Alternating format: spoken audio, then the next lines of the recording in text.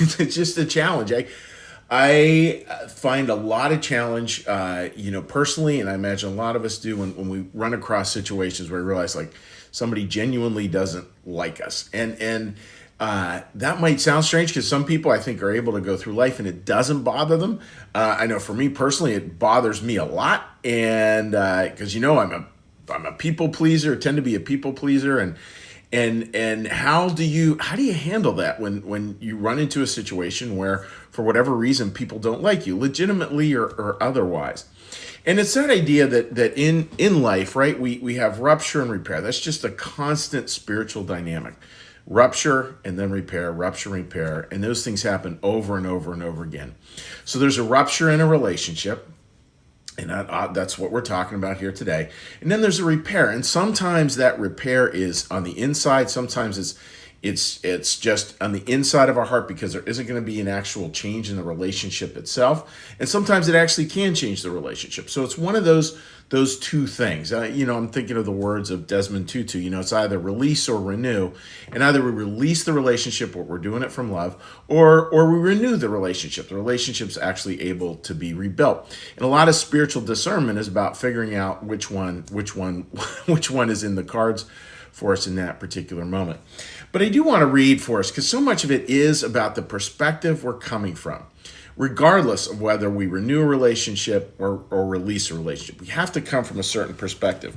And this is based on a beautiful line in Genesis 22. Talking to Abraham, I will surely bless you and surely multiply your seed as the stars of heaven and as the sand of the sea. And we've seen this promise. I think this is like the fourth time God has offered this promise to him.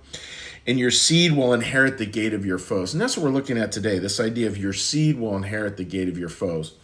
The idea that we all have enemies, in quote, and I want to be really careful with that because we don't want to demonize people. We don't want to say, you are my enemy. We're talking figuratively here. At our lower self, we'll view other people who may not like us, may not come on board with what we're trying to accomplish. We view them as enemies. They're really not. I want to be clear about that. And regardless of how we hold it, seeing this as a metaphor for how we can truly come from love. Here's where it talks about this. The symbolism of seed is the faith that comes from love for others. To put it another way, seed symbolizes those members of the human race who possess the faith that comes of love for people, for others. That is spiritual people. The Lord calls them seed. And I love that idea. Like it's we're trying to seed something. We don't always know where it's going. And what we can do as best we can is simply come from love. And a seed... A seed really is not I don't know, it's hard to put into words. A seed is not a surgical tactical strike. A seed gets planted in the ground and who knows what happens and who knows what kind of fruit and flower comes from that. We don't know. We don't know what that will beget, in terms of ripples. Again, you can count the number of seeds in the apple, not the number of apples in a seed. We have no idea of the iterations of that go out through all eternity. But what we do know is that we are to be that seed. We are to be coming from that loving place, trying to plant something, and we plant it in our own hearts, and we plant it out there in the world, and we don't do it from, I'm going to be the loving person because that makes me better than you. It's just, I'm just going to be the loving person. I'm going to do the best I can in a situation that's very imperfect and just be loving and not be overly reactive to it. And that's one of the challenges. When we find somebody doesn't like us or doesn't like something we did, a lot of the time we want to race into that, either correct them or get them on board or get them to understand where we're coming from. There might be rare occasions where that's appropriate, but most of the time I think it's probably best to just let it go. They get to do them, and you're probably misjudging what they think anyways, so just find a way to just let it go. Because we don't want to be chasing down every little thing to make sure we're, that old commercial, can you hear me now? We don't want to be chasing down everything of, do you like me now? I mean, that's not a great way to live.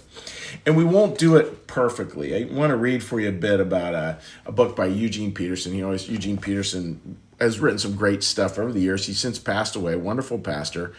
And it's this idea of what is faith, but a long obedience in the same direction. That's his definition of faith, which is a very good one. And he's talking here about, I'm just going to read you one quote. It's talking about like how we won't do that perfectly. We're trying to be this seed. We're trying to be this love. That seed that God plants in us, that we're to plant in the world, is love for other people. And this is what he said, and I think it's very accurate. Every day I put love on the line. There's nothing I am less good at than love. I am far better at competition than in love. I am far better at responding to my instincts and ambitions to get ahead and make my mark than I am at figuring out how to love another. I am schooled and trained in acquisitive skills in getting my own way. And yet I decide every day to set aside what I can do best and attempt what I can do very clumsily. Open myself to the frustrations and failures of loving, daring to believe that failing in love is better than succeeding in pride. That is such great. I'll put that up on my Facebook page. Such a great quote.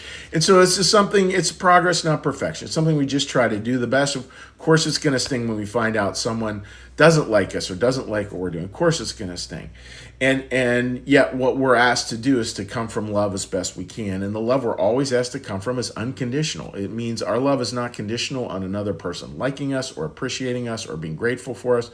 It's just we're going to try as best we can to embody love as in this very humble, very imperfect, exactly what Eugene Peterson said. We're not wired for it naturally, but that's what the work of regeneration is all about, coming more and more into that beautiful, beautiful heavenly home. So I hope that makes sense, friends, and I hope that gives you a little food for thought for the day. And what we're going to do now is we're going to come down for our soft landing. As we come into the soft landing here, we're going to do a little prayer, a little blessing, and then we will say hi to folks on Facebook this morning. So with that, dear friends, let's get a little breath.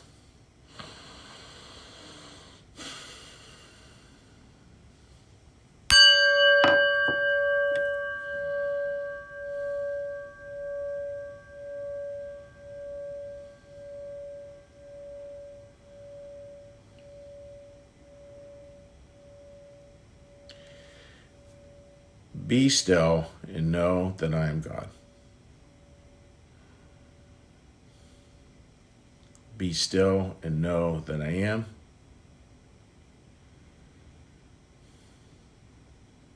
Be still and know that I. Be still and know that. Be still and know. Be still and.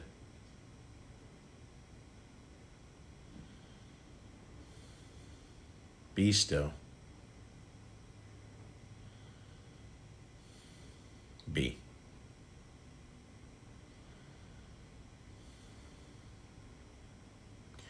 Our Father, who art in the heavens, hallowed be thy name. Thy kingdom come, thy will be done, as in heaven, so upon the earth. Give us this day our daily bread, and forgive us our debts, as we also forgive our debtors. And lead us not into temptation, but deliver us from evil. For thine is the kingdom, and the power, and the glory forever. Amen. May the Lord bless you and keep you. May the Lord make his face to shine upon you and be gracious unto you. May the Lord lift up his countenance upon you, bring you peace, and bring you home. Amen. All right, dear friends, let's take a quick peek here and see if anyone has left a comment. And again, as always, we tell people, feel free to leave a comment later on. Linda writes, wow, that is really on point. It's really hard. Oh my goodness. I can remember the first time, really wrestling with it. Really wrestling with it. It was in a leadership position and just finding out there was this group of people who just didn't agree with what I was doing at all.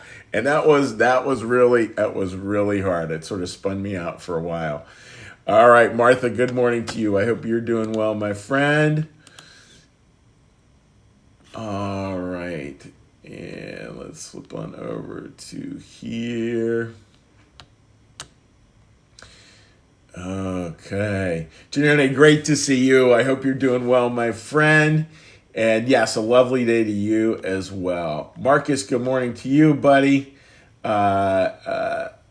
Yes, may the Lord always help us to come from love. Amen. Thank you, Pastor Chuck. You're always a blessing. Well, thank you. And it really is that's where we come from is so important. The idea that The God's real game is our intentions. Like that's where the battle's really fought, is at the land of intention.